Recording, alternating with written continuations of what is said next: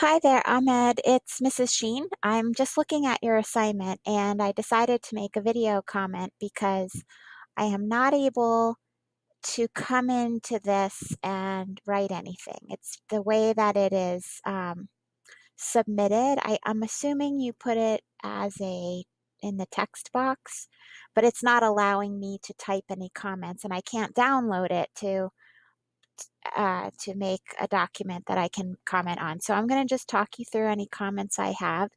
And I'm just going to ask that next time download the template that we gave you with the charts on it. And just when you download to those to your computer and open them, then you can just type the information in the box and save it. And then we can see the charts. They're nice and clean and smooth, and we can see all the categories, and it's just a little easier to grade. And so you notice things like right here, you see how the word forms you have erratically and erraticism, but they got kind of, this one's stuck over here and erraticism is cut in half. You see that? It just makes it a little tricky for me in terms of reading. So if you could help me out by submitting it as an attachment of the template, that would be great. But it looks like your definition, your word forms are good, your synonyms and antonyms look good. Your collocations are not really correct.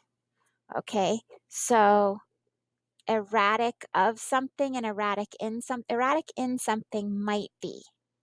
But erratic of, I don't think that that is a collocation.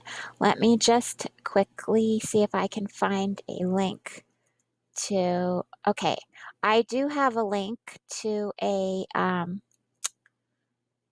collocation dictionary that I will attach to your comments here. I will put it in the comment section and you'll be able to see that.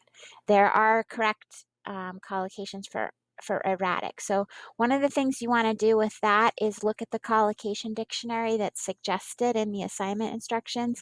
That usually will help you a lot with those. Okay, the next word was extensive. All right, definition is correct. Your word forms are correct, but please tell us what they are. Okay, so if extensiveness is a noun and extensively is an adverb. So like you did on the previous one, you told me that this was an adverb and this was a noun. You need to do that every time because your classmates might not know. Synonyms and antonyms are good. These collocations are not really very good.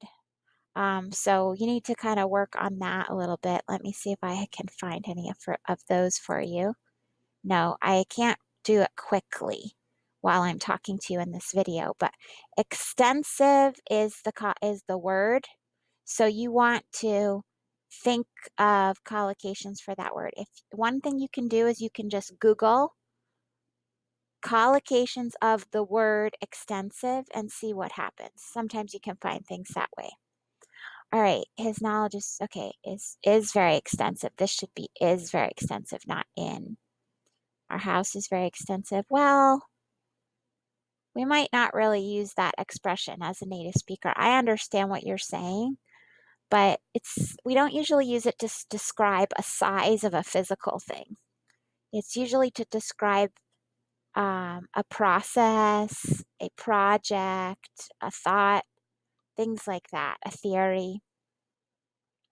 Okay, forfeit is your last word, and your definition is correct. All right, again with the word forms, make sure that you add the parts of speech, right? So we know that this one is an adjective and this one is a noun. Those look good. These are not really correct, not really correct collocations either. So one of your classmates did this word and they had some very good collocations. So I would recommend checking that student out.